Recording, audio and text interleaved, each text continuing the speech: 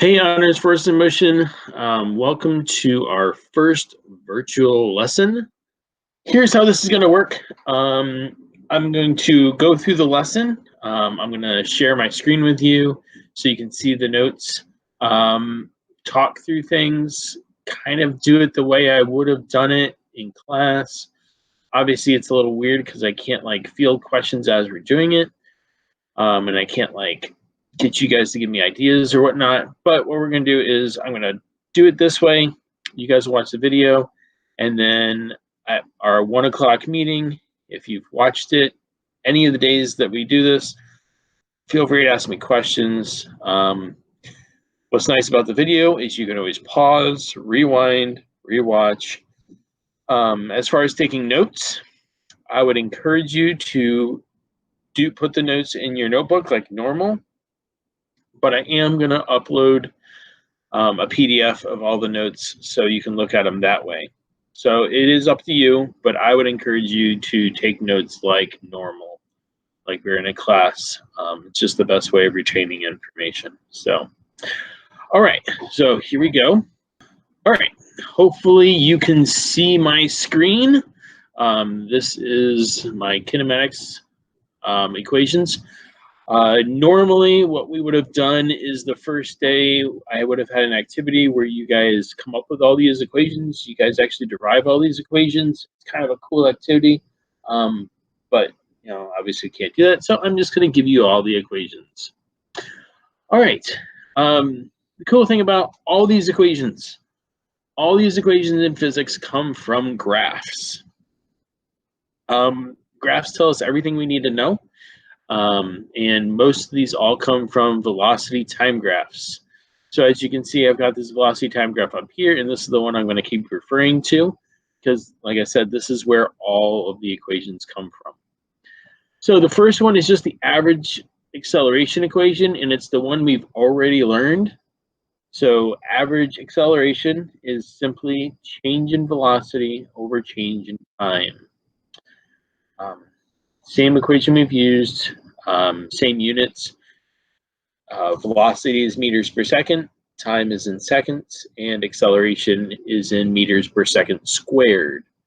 That's your standard units. Obviously, there could be other units depending on what we're measuring. All right, the first new equation, again, comes to us from our graph. And what if we want the final velocity and we're given the acceleration, the time, and the initial velocity? Well, this is simply the equation of the line. So like when we did the position equation, we start with y equals mx plus b, and we change each of the variables for the things that fit the graph, and you end up with this equation. So this is our velocity time equation based off of a time and an acceleration that's given to us. We can calculate the final velocity. All right.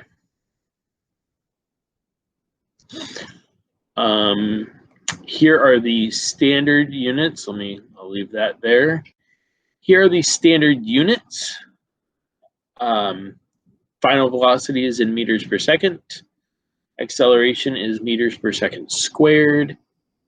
Time is in seconds. And VI is initial velocity, or the starting velocity, and that is in meters per second.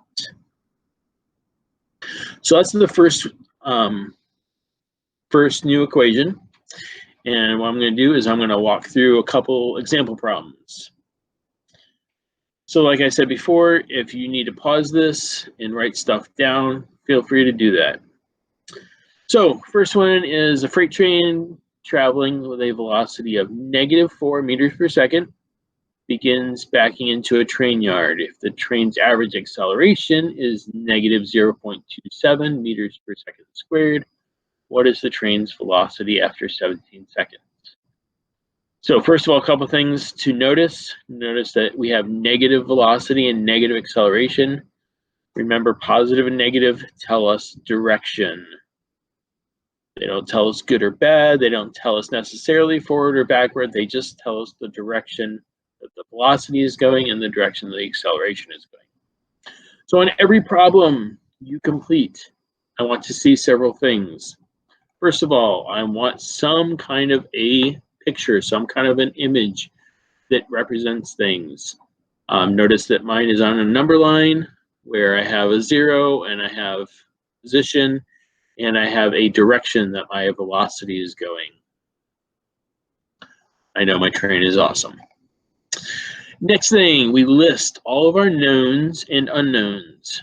So just pulling off of our example, I have my acceleration, I have my initial velocity, I have my time, and I'm looking for my final velocity, so like it's my question mark. Then we state what equation we're going to use. So here's the equation I'm going to use, and that's what it looks like. And then it's simply a matter of plugging in all the variables and then doing your algebra carefully. I do want to say a disclaimer. This is all based off of my notes from last semester.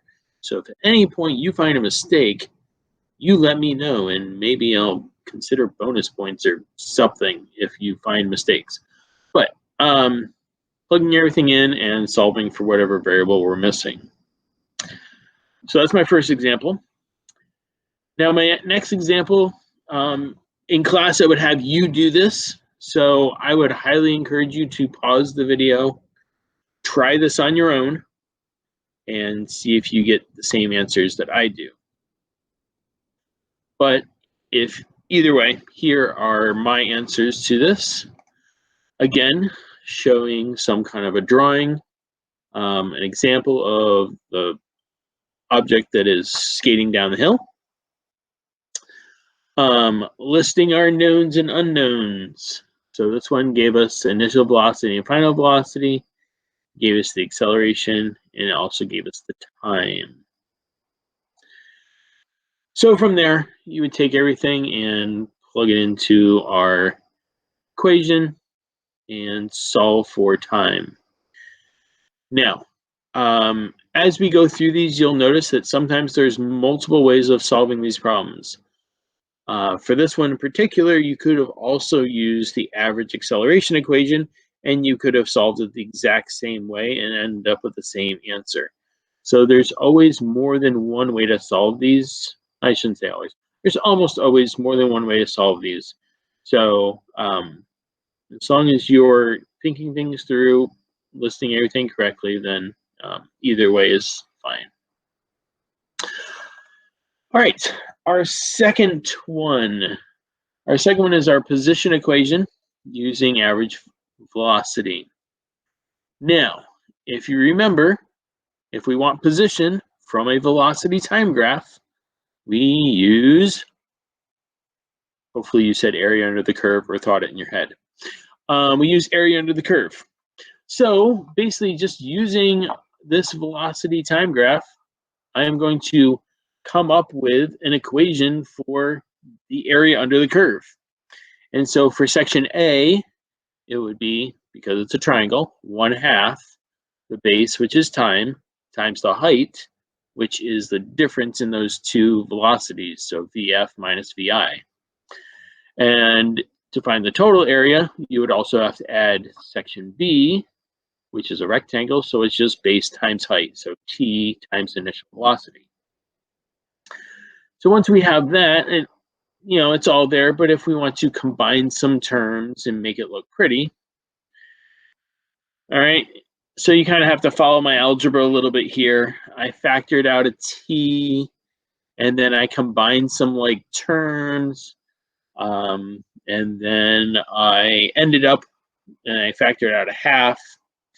And so what you end up with, after you do all that, again, you can pause this if you want to look at it more. You end up with this final equation. X equals 1/2 VF plus VI times T. And if you think about it, if you think about it, that's just average velocity. Average of anything is the addition of two things divided by however many you added. So VF plus VI divided by 2 is your average times your t. And the only new, and I say new, variable is the displacement, which you can see right there, and that's in meters. So let's look at a example problem. So hockey puck sliding across the length of the ice rink takes 1.25 seconds. There is a little bit of friction on ice. Sometimes we ignore it. In this problem, we're not. If the puck's final speed is 43.2 meters per second, what was its initial speed? Okay. So, again, first thing, draw a picture. Try and put as much information on there as we have. So we have it going in the positive direction. Has it going 55 meters? All right. Next thing, we list our knowns and unknowns. So 55 meters is our delta x. T is our 1.25 seconds. Final velocity is 43.2 meters per second. And we're looking for initial velocity. So pick which equation we're going to use. Obviously, it's the equation I just showed you, since that's the one we're talking about. And then we start plugging things in.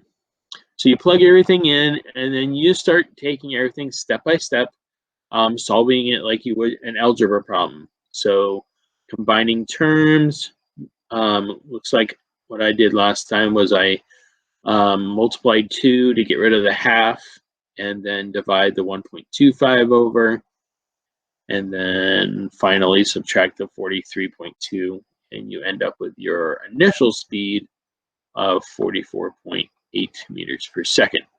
And you can see that we slowed down because our initial was 43. I'm sorry, our final was 43, so our initial was 44. So we slowed down as it slid across the ice.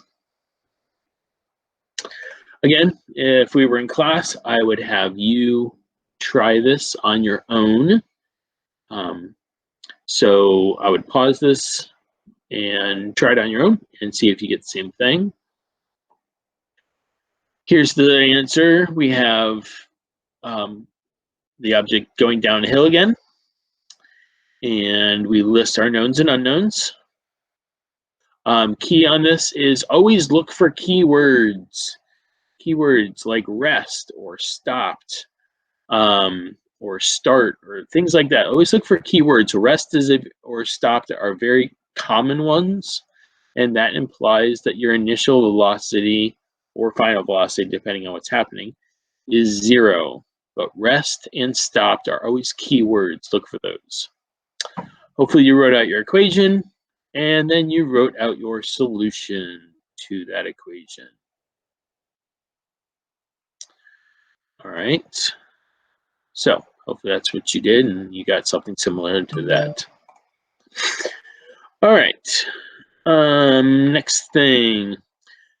So this one is the position time equation. So again, I want to find my position. But this time I'm going to say, what if you don't have your final velocity? If you look back at the previous equation, you also had your final velocity. I'm going to say, what if you don't have your final velocity? How could we do this?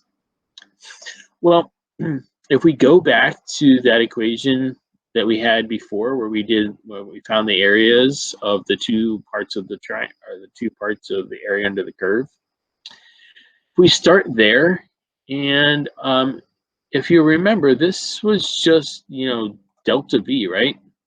Well, delta V, or change in velocity, if I go back to my acceleration equation and I rearrange it, change in velocity is acceleration times time. So I can plug that back in to my equation, and I end up with 1/2 t at. And if we multiply all that together, you end up with this equation.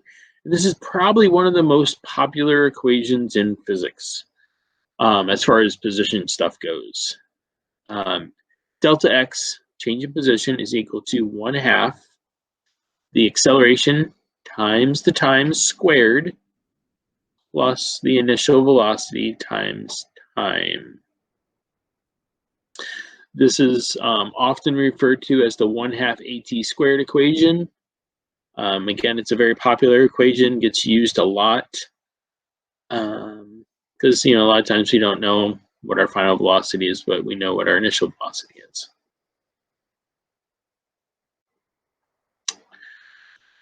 Okay, so here's an example problem.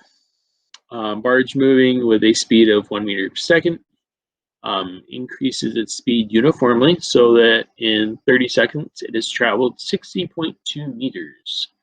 What is the magnitude of the barge's acceleration? Again, always draw a picture, a diagram of what the problem looks like. There's my beautiful barge. Then we list our knowns and unknowns. So we have delta x, we have our time, and we have our initial velocity. What we're looking for is acceleration. So you pick your equation, and obviously I'm using the equation that I just showed you guys. And this one is one that, because it has halves and squares in there, you do have to be careful and watch your algebra and make sure you do use your algebra skills and your order of operations and stuff. So we plug everything in. And I know it kind of looks like a lot, but it's really not that bad. So we plug in our position and our time and our initial velocity and our time again. And then we just start walking through everything algebraically. So square that 30 and then move the other 30 over and then multiply through and you get 450 and then you divide and you finally end up with your acceleration. So pretty slow acceleration. He's not accelerating very much. So like I said, feel free to pause this if you want to write this down in your notebooks. But the next thing I have for you is one for you guys to try. So again, I'd encourage you to pause this, try this problem on your own, and then I shall show you the solution. So we got another boat with initial speed. So we draw a diagram, list our knowns and unknowns, pick which equation we're going to use, and then plug everything in and solve for our acceleration, very similar to the previous problem. Now, some of you may have caught on to a little thing here. You also could have seen that it said, oh, that's terrible. You could have seen that it says rest. All right, that's a clue also that the final velocity is 0. So if you saw that, there is another possible solution to this. You could have gone back and used one of our old equations, our previous equations, and just done the average velocity equation. Since it slows down in that amount of time, you get an acceleration, and what do you know, you get the same answer. So there's always more than one way to do this. Obviously, the green one, the average acceleration one, looks a lot easier. And sometimes we find easy ones, but sometimes our brain doesn't see it, and we have to use the harder one. And it's not a big deal. Just do your math carefully. Okay, the final equation. And this one I refer to as my favorite equation, and it kind of is my favorite equation. And the reason this is my favorite equation is because you'll notice there is no time So when we have no time for any other equation, this is the equation we come to. All the other equations require you to use time in some form. So if we start with our average, velocity equation. And I don't want time. I want to take time out of this. So I need to substitute something for time. Well, if we go back to our average acceleration equation, we can solve it, we can rearrange it for time. And we end up with our change in velocity over acceleration is our time. Well, then if we bring that in, so we substitute that in, and then we just do some algebra here. So I'm going to move the acceleration over to the other side, and I'm going to multiply the 2 to the other side. And when you do all that, some stuff starts to disappear, and you end up with VF plus VI times VF minus VI. What is that? Where have you seen that before? Some of you have seen this, and it's when you're distributing, and it's a special one. It's the difference of 2. And when you do it, basically the 2 middle terms drop out, and you end up with the difference of 2 squares. And if we rewrite it, this is the form that you'll normally see it in. And I'll often refer to this as the VF squared equation. So you have VF squared, your final velocity squared, is equal to your initial velocity squared plus 2 times your acceleration times delta x. All right. So let's do a example problem. So a remote control car speeds up over a distance of 15.2 meters. The car was initially at rest. What did that rest mean? Hopefully in your brain you said that means 0 speed or 0 velocity. It has a final speed of 0.76 meters per second. What is the magnitude of its acceleration? So, draw a picture. We got our car going forward. That's establishing that we're going to use positive velocities. And if it's speeding up, then we're also going to use positive acceleration. And we have our distance of 15.2 meters. So, list all of our knowns. And our unknown is acceleration. And we notice we have no time. There's no time for any other equation. So we have to use my favorite equation, the VF squared equation. So we use the VF squared equation, and we simply plug everything in and solve carefully for acceleration. So use your algebra skills. So do your squares. Over on the right side, we multiply the 2 times 15.2 and solve for acceleration. Again, a very slow acceleration, but it's a toy car, so that seems about right.